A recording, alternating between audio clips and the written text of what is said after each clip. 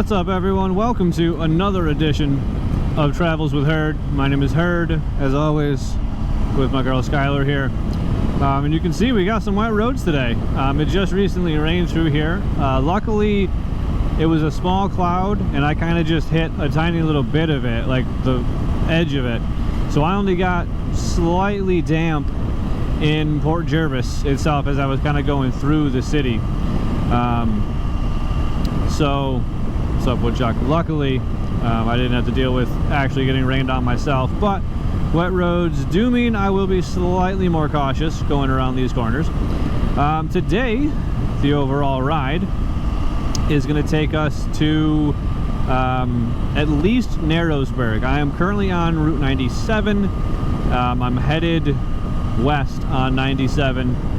And we're going along the Delaware River. Here we'll get a little water view. The trees are kind of still in the way at this point of the year. Some nice houses up there.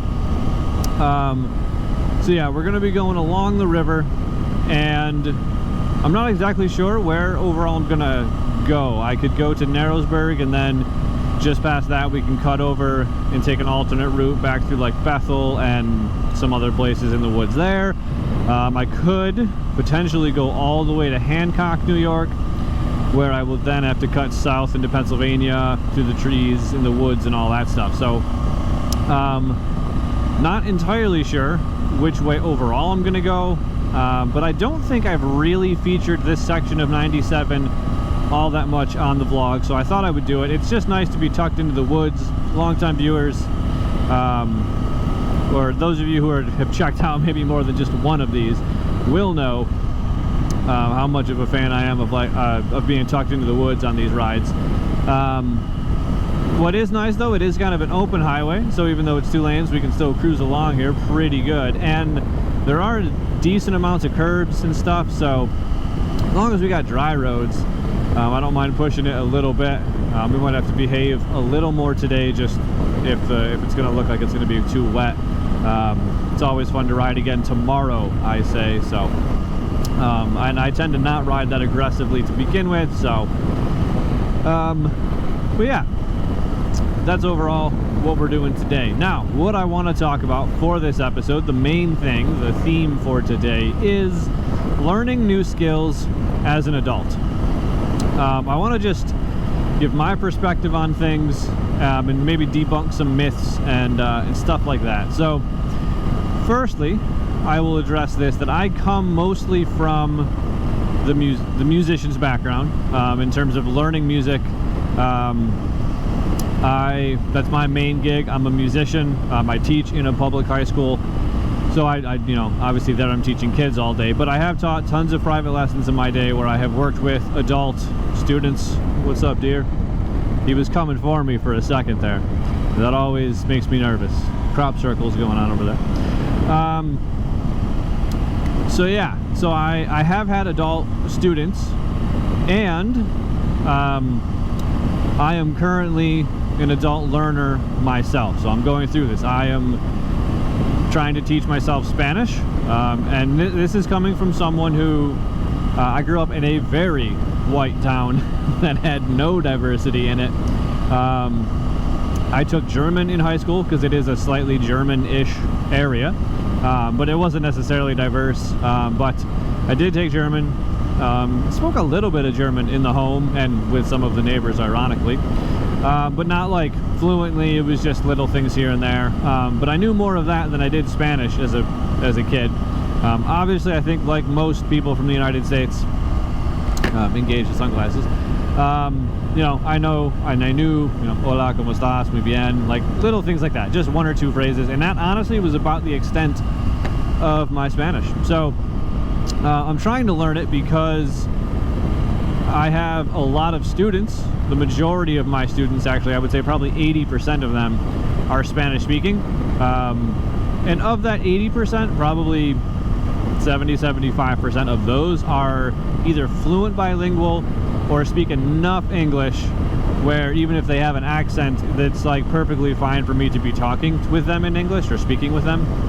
But I do have some who either don't speak any English, or it's so little that it's you know, just more helpful for me to not have to use a translator and just know the dang language. So that's part of it. And the other thing I am working on is continuing to learn my trade and my skills with Skylar. When I first bought this motorbike,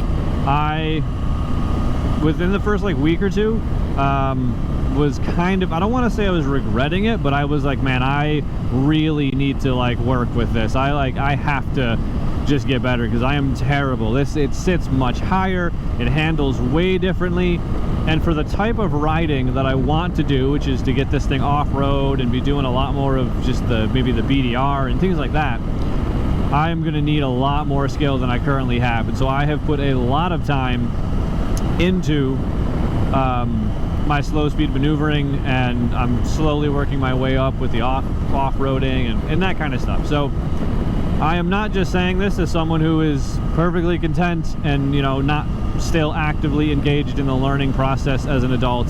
I've seen it and taught it and am currently experiencing it. So I'll start off right with the absolute biggest thing, and that is that the people who, how do I say this? The only factor, I'm gonna say it that way, the only factor, the number one thing that will determine whether or not you learn a new skill as an adult or don't, the only thing that's separating those who do and do not is consistency. It's the only thing. You can't expect to do something like an hour a week and make any kind of meaningful progress in any amount of time. And on that same token, you can't do something every day and not get better at it. Like, think about the first time when you have to go and get a new cell phone, right? Like, you know, you just want the upgrade, or your stops working, or whatever it is, and you want to get the new phone, and you're like, crap, where the hell is everything? And like one day later, because you spent 9 hours on your phone the day before, and you're going to spend 9 hours on your phone every single day, you're like, yeah, I got this. There's no problem. What do you need? I'll teach you anything. So it's really important to keep that in mind, that consistency is going to be the only thing. And I say this like as someone who has taught music, taught adult learners in music, and the only thing that has separated my adult learners who do well and who don't accomplish their goals is just the people who are able to do it with a regular consistency, and just kind of like get it done, really and honestly. And so and as I'm working on stuff, even for me, like, there are still aspects of music that I'm terrible at and I have to work on them consistently, but that's not a new skill, right? So I don't want to like just talk about my own music, but if I go a day without speaking or trying to like do anything in Spanish, like, it just goes completely out the window. Like, I have to try and speak it and use it every single day. And as a side point, for those wondering, if you make a left at this junction, we are currently in Berryville, New York. You make a left here, you go across the border, that is Pennsylvania, just on the other side of that bridge. And just over there, Narrowsburg is where we're headed, 14 miles. Just across that border is a place called Shahola. And if you take Shahola Falls Road, that'll connect you to Route 6 in Pennsylvania, and that'll bring you to Shahola Falls eventually. And Shahola Falls is a beautiful little waterfall area, some nice little hiking. I have a video coming up that I will ride over there, or I have a ride that I already did, but I'm going to release it after this one. So you'll get to see that, I think, maybe in the next video of my, oh, what's up, dude? My Kappa no Kappa. Hopefully he just sits there. I don't think I'm going that fast. We'll see how close to 40 he wants people to be going on this road, because it is 40 through here, which I forgot and didn't realize. In fact, we'll just do it the easy way. Set the cruise. Love it. Yeah, so I'll release that stuff. So anyway, adult learning. This is what you're here for. For myself, if I am not speaking it, if I'm not using it, when I stop doing my slow speed maneuvering, all that stuff, it sort of goes pretty quickly. And the next key to that component is like, how much consistency do you want, and how quickly do you want to learn a skill? most of us, if we're learning a skill as an adult, it's just kind of because we want to do something new for fun, right? It's not necessarily for a job or for any kind of reason. And if it is, we don't usually view it as a skill. We're not saying like, oh, I'm just learning this thing. It's usually like, I have work and I have to go to work and do this thing. And so what you have to do is you have to be realistic with how much time every day you're going to put in, how many days a week you're going to put in, and how long it will take you in months and years to learn said skill. I'm constantly on YouTube looking for like videos in Spanish to help, like, just to listen to more stuff and to just like learn new words and things like that. And I stumbled upon this video that was like, it was this guy explaining how he became fluent in Spanish in about 40 days. And that's kind of cool. And I was like, well, I'm intrigued to see what your method was, just to know like if there's something more I could do. And by the way, the big thing that I want to say here is that I genuinely hate the word hack. If you're looking for a hack or a shortcut, you're gonna hurt yourself in the long run, because you're not actually gonna know anything or like be able to do stuff at a fundamental level. You're gonna be shortcutting your knowledge. And a hack is not a tool to like help you learn something, actually like ingrain it in your bones. A hack is like, I just want to get this done right now, right? So I was not trying to find like a hack of like, oh, let's find this hack and I'll be fluent in Spanish in 2 days. Like, I wasn't trying that, but I was just hoping, I was just curious as to what the guy's method was. But I was also wondering, like, is there something I could apply to my learning process that this guy's doing? Because okay, it worked for him, let's see what it is. And the next subtitle of the video is my 8-hour-a-day method. And right there I was like, oh, I'm done. Like, I don't even need to watch this video, because it doesn't matter what technique you use. If you're working on something for 8 hours a day, like, you're gonna get better at it and you're gonna do it quickly. Now that's not necessarily entirely true, because if you're like working on garbage stuff and learning things improperly, like in the long run you're gonna hurt yourself, all that stuff, whatever. With Spanish, you're not really gonna hurt yourself, right? But like, if you're using terrible technique as a musician, it's gonna come back and haunt you, and things like that, right? So depending on what skill you're learning, you might not be able to put in 8 hours a day, and you might want to check in with someone first before you go, well, full bore on something. So that being said, disclaimer out of the way. But if you're doing anything for 8 hours a day, like, you physically can't get worse at it. Like, that's why when you go to work and you have a new skill and a new task that you have to learn, it's because you're at work for 8 hours a day and you have to learn that skill, and you spend 8 hours a day doing that skill, like working on it. So you have to realize that if you're a parent, if you're married, and you're running around constantly with the kids, and you have like this and like you've got a full plate already, obviously it should be very clear to you that you're not going to get 8 hours a day in, right? Which then means, like, okay, maybe I got a half hour, put the kids to bed, I got a half hour after dinner somewhere where I can just like do me, and then I got to go back to, you know, actually like being a parent and a husband and whatever the circumstances, right? Maybe none of that applies to you, but you still have a full plate for whatever reason. You're a big shot lawyer, you got no time, and like the half hour before you go to bed, you're just going to uncheck from the world and, you know, just practice or do something, right? So that half hour a day is vital, and it's awesome. Oh, what's up, Fox? Hey, buddy. I don't see all that many fox around, so that was cool. That half hour a day, super vital, very important, do it. But you have to realize that with only a half hour a day, it's going to take you longer overall to maybe get to where you want to be, whether that's being like fluent as a musician or in a language or things like that. And I have had to concede that the reason it has taken me, you know, almost a year to like be like maybe an intermediate, like a low intermediate in Spanish, is because I'm only putting in a half hour to 45 minutes a day. If I were to ramp that up and start putting in 1, 2, 3, 4 hours when I get home after work, because I technically have that kind of time, I would be making much more progress much more quickly. So you have to be realistic about that thing. And if you're again, if you have that busy schedule and you're doing, like, you say, like, okay, 3 days a week, Monday, Wednesday, Friday, I'm going to put in my half hour, cool. It means that you will learn it a little less quickly than someone who does it 5 days a week, right? And this is not to say that you have to do it 8 hours a day every single day. You don't. That's not what I'm saying. But if you don't do a little bit, a tiny little bit every single day, then it's not going to happen.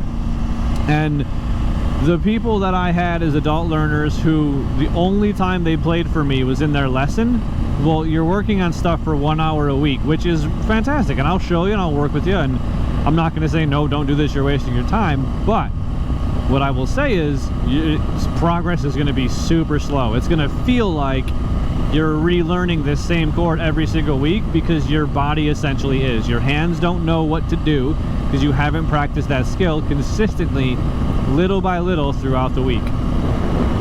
I think I'm going to get rained on again. I don't really... whatever. Anyway. So yeah. Consistency, slowly throughout the week. Build up your skills that way. There was a point I was going to make before the rain scared me. Oh, the adult learners that I have had that put in a half hour a day, every single day, make much quicker progress. Now, they're still not, like, going to be performing as professional musicians, but they also don't want to, right? And that's the next part of this, is what overall is your goal? Like, if you want to be Yo-Yo Ma and you're 35 plus, you're gonna need to put in the kind of time Yo-Yo Ma did. It can be done.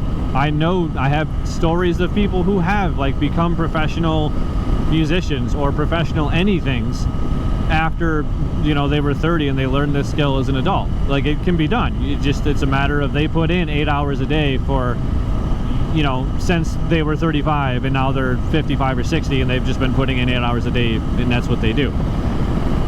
But again, you just have to be aware that you have to line up your goals with your amount of time that you're consistently going to do something. And I don't believe the science that says we learn things better or easier as kids. When you're a kid, you go to school every single day to work on writing your alphabet, right? And it does not happen overnight. No kid comes home and is like, okay, I got the alphabet, let's go on. And now that's maybe a point I should make. Yeah, there are savants, there are geniuses who do that stuff. And yes, there's a little bit of talent that will determine how quickly your brain and body make those connections. But for all the talent in the world, if you still, and everyone knows this, it's the same sports analogy, it's the stuff we talk about all the time. For anybody who has all that talent in the world, you could do a lot with it if you put the same consistency in as someone who doesn't have the talent. Maybe they have to work harder, maybe they need to get a teacher, things like that, right? So if you are putting an hour a day in and you're making no progress, then I would say maybe check in with the teacher. Let's see if we can implement a better plan to help you utilize the consistency that you have built. This is why so many people end up getting, like, personal trainers in the gym. Like, man, I'm putting in a half hour, 45 hour, you know, 3 or 4 times a week, not seeing the results I want, get a trainer, and all of a sudden things take off because you have someone with the expertise and the ability to show you how to best use the consistency that you have developed. It's just a habit. That's all it is. Learning any new skill, does not matter what it is. I'm convinced I could learn anything. I know I could if I wanted to, if I had the drive and the desire. And the last point of all of this is just why, right? Why do you want to do this thing? I am learning Spanish because I have a large student population who speak Spanish. Now, I'm one of maybe very few people in my school who is learning Spanish. I don't know many teachers who speak it other than those who come from, like, already a Hispanic background. They speak Spanish. The Spanish teachers speak Spanish. Nobody else in the music department does. Nobody in, like, you know, very few people in the math or English or any of those. Very few of the white teachers at my school speak Spanish. And that was a weird log. And we don't necessarily have to. Our job description does not say you have to. I just want to because I find it to be a good connector to my students. I can just access more of who they are as people if I do that. So I do, and that's a very strong and powerful why for me. So it makes it very easy to put in my half hour to 45 minutes every day. And so if you don't have a strong why as to like why you want to learn this new skill, it's very easy to be like, I just won't do it today, right? But if you have that solid reason, and if you keep that in the forefront of your mind, maybe even write your why down somewhere. I don't have to. I see it every single day. But maybe you're the kind of person who likes to see it on a bulletin board, like put it on your mirror, like, why am I doing this? Build out, I'm going to put in a half hour of whatever before I go to bed, or whatever point in your day you can. So consistency is absolutely key in this. You have to be realistic with the amount of time that you're going to both learn the skill and how realistic your life is with how much time each day you can spend learning the skill. And you have to have a strong why. Those are my 3 main points. If you have those 3 things, if you have a good and realistic understanding of all of those things, as an adult, you'll be able to learn anything. So that's my thing, and I'm sticking with it. And if you stuck with me for this whole ride through the woods here, I really, really appreciate it. And yeah, this has been another episode of Travels with Herd. We'll catch you next time, guys.